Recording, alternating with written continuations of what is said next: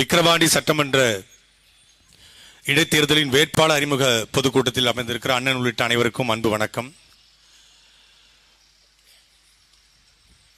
விக்கிரவாண்டி சட்டமன்ற தொகுதியில் அபிநயா அவர்களை வேட்பாளராக அறிவித்தவுடன் அவரோடு சாட்டையில் ஒரு உரையாடல் நிகழ்த்தினோம். அப்போது அவர்கிட்ட கேட்டேன், எதற்காக நீங்கள் விக்கிரவாண்டி நிற்கிறீங்க, விக்கிரவாண்டியில் எதை முன்வைத்து நீங்கள் பிரச்சாரம் செய்வீர்கள்? அப்போ அவங்க சொன்ன பதில் முறை ஒரு அறிவார்ந்த பதிலாக இருந்தது. இருக்கிற களத்தில் நிற்கிற வேட்பாளர்களில் அண்ணன் சீமான் அவர்கள் எத்தனையோ நாம் தமிழ் களப்போராளிகள் இருக்கிற போது ஏன் அபிநயா அவர்களை தேர்ந்தெடுத்தார் என்பதற்கு அந்த பதிலே சான்றாக அமைந்தது. அண்ணே, விக்கிரவாண்டிக்கு தனியா பிரச்சனையா இருக்கு. 234 தொகுதிக்கும் என்ன பிரச்சனையோ அதே பிரச்சனை தான் விக்கிரவாண்டிக்கும். அதே சாலைகள் இல்லை, அதே குடிக்க குடிநீர் இல்லை, படிக்க பள்ளிக்கூடம் இல்லை, படித்த படிப்புக்கு வேலை இல்லை. அது எல்லாத்துக்கும் காரணமா இருந்த திராவிடத்தை ஒழிக்கத்தான் நான் விக்கிரவாண்டியில போட்டி போடுறேன் என்று அறிவார்ந்த பதிலை தங்கை அபிநயா சொன்னார். சில பேர் கேட்டாங்க, சீமான் சாதி இல்லைன்னு சொல்றாரு, உங்க அண்ணன் சாதி பார்த்து போடுற ஓட்டு எனக்கு தீட்டுன்னு சொல்றாரு, 234 தொகுதியும் தமிழர் தொகுதின்னு சொல்றாரு. ஆனா விக்கிரவாண்டியில உங்க அண்ணன் அபிநயா அவர்களை இந்த சாதாக விக்கிரவாண்டியில போட்டி போடல, அவர் இந்த படையை ஆட்சி செய்வார் என்பதற்காகத்தான் நிப்பாட்டி இருக்கிறோம். விக்கிரவாண்டியினுடைய தமிழர் படையை வழிநடத்த போகிற வேலு நாச்சியாருடைய வாரிசாக, புலித்தேவனின் வாரிசாக, பண்டார வன்னியனுடைய வாரிசாக, தீரன் சின்னமலையின் வாரிசாக, வெண்ணி காலாடியுடைய வாரிசாக, பிரபாகரனுடைய வாரிசாக எங்கள் தங்கை அபிநயா நிற்கிறார். ஒரு போட்டி நேரலை சாட்டையில வச்சுக்குவோம். உங்க வேட்பாளரை கூட்டுவாங்க, யாரு? அன்னியூர் சிவாவை கூட்டுவாங்க, பினாமி கூட்டுவாங்க. தமிழ் தேசிய இனத்துடைய பினாமி இருக்கு, அது திராவிட பினாமி. இது தமிழ் தேசிய பிணையத்தினுடைய அறிவுக்கான பினாமி. அபிநயா நிப்பாட்டுவோம் ஒரே மேடையில. எங்கள் தங்கச்சி கேட்கிற கேள்விகளுக்கு அந்நியர் சிவா பதில் சொல்லட்டும். வேட்புமனு தாக்கல் ரிஜெக்ட் செய்வதற்கு திருப்பி வாங்குறதுக்கு நாள் இருக்கு நினைக்கிறேன், திருப்பி வாங்கிடுறோம். கேட்கிற கேள்விக்கு பதில் சொல்லு. என்ன பதில் இருக்கு உங்ககிட்ட? என்ன பதில் இருக்கு? அந்நியர் சிவா வெற்றி பெற்றால் இன்னொரு அடிமை. பாராளுமன்றத்தில் போய் பெரியார் வாழ்கன்னு சொல்லு, சரி பரவாயில்ல, ஏதோ பெரியார் இந்த மண்ணுக்கு மக்களுக்காக உழைச்சாரு, சாதியை ஒழிக்க பாடுபட்டாரு, ஏதோ 70 வயசுல ஒரு திருமணம் பண்ணி ஏதோ புரட்சியை செஞ்சாரு, சரி. கலைஞர் கருணாநிதி வாழ்கன்னு சொல்ல ஒரு நியாயம் இருக்கு. அவரு உலகவர் ஓவியமே, உற்சாக காவியமே, ஓடை நறுமலரே, உடையவள் புதிலமே, அன்பே அழகே இன்பமே இனிய தண்டனே மரகத மணியே மாணிக்க சொல்றே ஏதோ எழுதினாரு, ஏதோ பேசினாரு, சரி. ஸ்டாலின் வாழ்கன்னு சொல்லு. ஏதோ ஸ்டாலின் 16 வயசுல கட்சியில சேர்ந்து மிசாவில் அடி வாங்கி ஆகாத்த வகையில அப்படி ஏதோ ஒண்ணு பேசி ஏதோ ஒண்ணு பண்ணி தமிழ்நாட்டில் நமக்கு நாம நடைபயணம் போய் எதிர்கட்சியா இல்லாத திமுகவை ஆளுங்கட்சி ஆக்கி கஷ்டப்பட்டார் ஸ்டாலின் அவர்கள். அதனால அவர் வாழ்கன்னு சொல்லி நான் சொல்றேன். நல்ல வெள்ளை வெட்டி வெள்ளச்சட்டை கட்டிக்கிட்டு கருப்பு சிவப்பு கோடு போட்ட இதை போட்டு கஞ்சி போட்ட சட்டையை போட்டுக்கிட்டு நல்ல பொட்டு வச்சுக்கிட்டு திருநீர் வச்சுக்கிட்டு ஃபார்ச்சுனர் கார்ல போறிய உதயநிதி ஸ்டாலின் வாழ்கன்னு சொல்றிய, உன் பொண்டாட்டி எப்போ அவன் மூஞ்சல முடிக்கிறா என்று நான் கேட்கல. இடும்பாவனம் கார்த்தின் ஒரு தம்பி ட்விட்டர்ல கேட்டிருக்கான். உனக்கு வெக்கம் இருந்தா, சூடு இருந்தா, சொர்ணை இருந்தா, நீ நல்ல சாப்பாடு சாப்பிட்டா எப்போ பாராளுமன்றத்தில் போய் உதயநிதி ஸ்டாலின் வாழ்கன்னு சொல்ற? சின்னவர் வாழ்க, இளையவர் வாழ்க, எங்கள் வருங்காலம் வாழ்க. ஒட்டுமொத்தமான உலகமும் பார்த்துக் கொண்டிருக்கிற பாராளுமன்றத்தில் உதயநிதி ஸ்டாலின் வாழ்க என்று சொல்வதற்குத்தான் நீங்கள் கள்ளக்குறிச்சியிலும் விழுப்புரத்திலும் நீங்கள் ஆரணியிலும் திருவண்ணாமலையும் நாடாளுமன்ற உறுப்பினர் தேர்ந்தீங்களா? இதே விழுப்புரத்தில், இதே கள்ளக்குறிச்சியில, இந்த பக்கம் திருவண்ணாமலை ஆரணியில பிரபாகரன் பிள்ளை ஒருத்த உள்ள போயிருந்தாலும் ஒட்டுமொத்தமான ஊடகம் திரும்பி பார்த்திருக்கும். தலைவர் பிரபாகரன் மீது ஆணையாக என்ற உறுதிமொழியை அவன் எடுத்திருப்பான். அப்ப அந்த அடிமை கூட்டத்தினுடைய இன்னொரு அடிமை எம்எல்ஏ நீங்க தேர்ந்தெடுக்க போறீங்களா, இல்லை இந்த மண்ணுக்கும் மக்களுக்கும் உழைக்க வந்திருக்கிற அபிநயாவை தேர்ந்தெடுக்க போறீங்களா என்பதுதான் இங்க இருக்கிற கேள்வி. கள்ளக்குறிச்சிக்கு உங்க அண்ணன் சீமானவர்கள் ஏன் போகல? எல்லா பிரச்சனைக்கும் சீமான் போவாரு, இதுக்கு மட்டும் ஏன் போகல என்று எல்லாரும் கடந்த ஒரு வாரமா ஒரே ஒரு தலைவன் மட்டும்தான் திராவிட இயக்கத்துல தன் கொண்ட கொள்கையில கடைசி வரைக்கும் உறுதியா நின்னாரு. யாருன்னா, சாராயத்தை வைத்து எனக்கு வருமானம் வரும் என்றால் அந்த வருமானத்துக்கு பதிலாக நான் துண்டை உதறி தோழி போட்டுக்கொண்டு வீட்டுக்கு போயிருவேன்.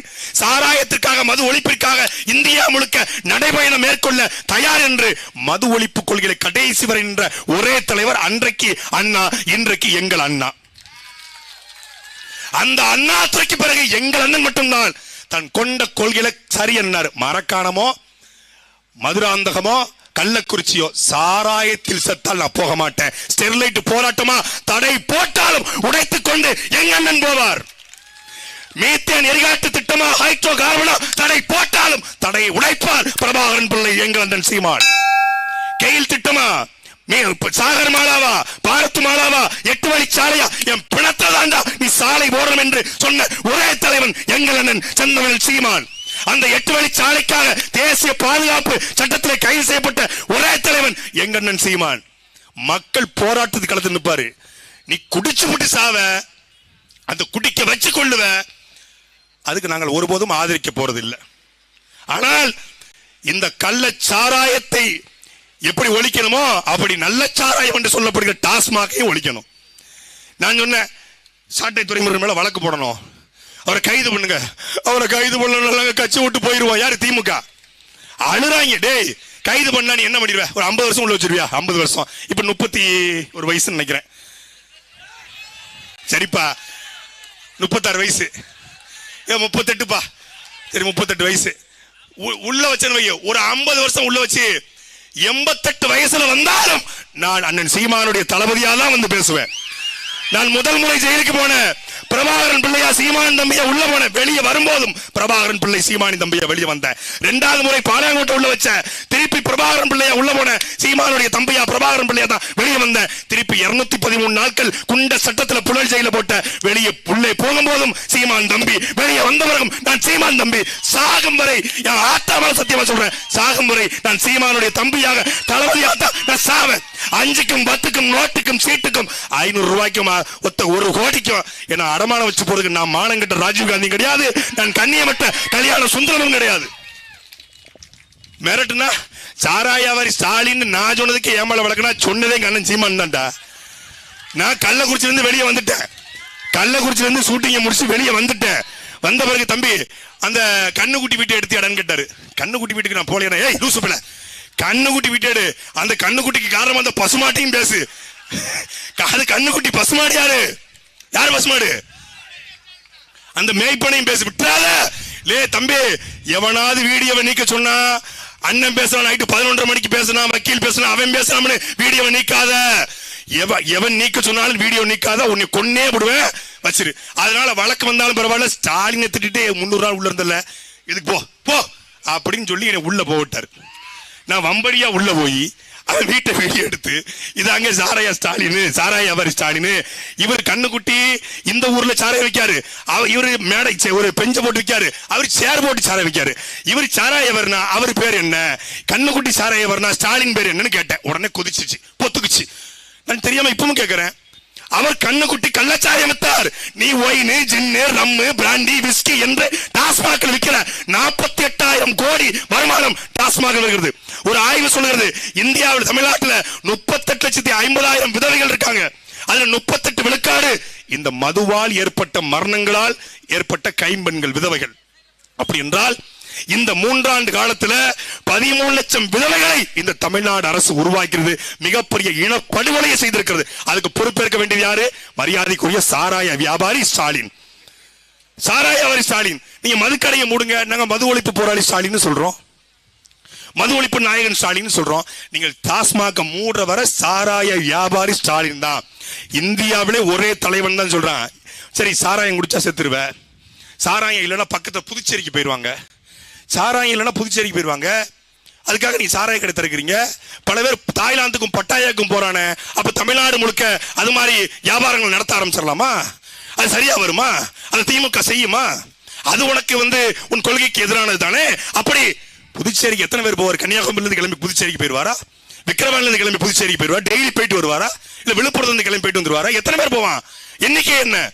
அப்ப உங்களுடைய லாபத்திற்காக நீங்கள் டாஸ்மாக் என்ற இந்த கொடிய சாத்தானை வைத்துக் கொண்டு இந்த மக்களை குடிக்க வைத்து குடிக்க அடிமையாக்கீங்க.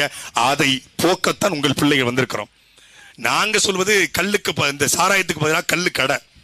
சும்மாலாம் சொல்லல. 2026 அண்ணன் செந்தமிழன் சீமான் தலைமையிலான, எழுதி வைத்துக் கொள்ளுங்கள், தலைமையிலான ஆட்சி, அண்ணன் சீமான் தலைமையிலான ஆட்சி வரப்போகிறது 2026. அன்றைக்கு எந்தெந்த டாஸ்மாக் இருந்ததோ அந்த இடத்துல மிகப்பெரிய பூட்டை போட்டு மொத்தத்தையும் உடைச்சு டாஸ்மாக் இருந்த இடத்துல காமராஜர் நினைவு படிப்பகங்களை, அந்த குடிப்பகம் இருந்த இடத்துல படிப்பகங்களை உருவாக்கும். ஊருக்கு வெளியே கள்ளு கடைகளை திறப்போம். அதற்கு ஒரு அச்சாரமாக முதலாக அங்கீகாரம் பெற்று உங்களிடத்தில் வந்திருக்கிறோம். அங்கீகாரம் பெற்ற எங்களுக்கு அதிகாரத்தை கொடுங்கள் என்று கேட்பதற்காக உங்கள் பிள்ளைகள் வந்திருக்கிறோம். அன்பிற்குரிய விக்கிரவாண்டி மக்களே, மான தமிழர்களே, ஒரே ஒரு முறை இந்த மைக்கு சின்னத்தில் வாக்களித்து தங்கை அபிநயாவை சட்டமன்றத்துக்கு நீங்க போங்க. சட்டமன்றத்துக்கு போனா எதிர்கட்சி வெளிநடப்பு செஞ்சா பார்த்திருப்பீங்க. தங்கை அபிநயா போனா ஸ்டாலினே வெளிநடப்பு செய்வார். அப்படி ஒரு காலத்தை உருவாக்க மைக்கு சின்னத்திலே வாக்களியுங்கள். நன்றி, வணக்கம். நாம் தமிழர். அடுத்து மாநில ஒருங்கிணைப்பாளர் ஹுமாயூன் கபீர் அவர்கள்.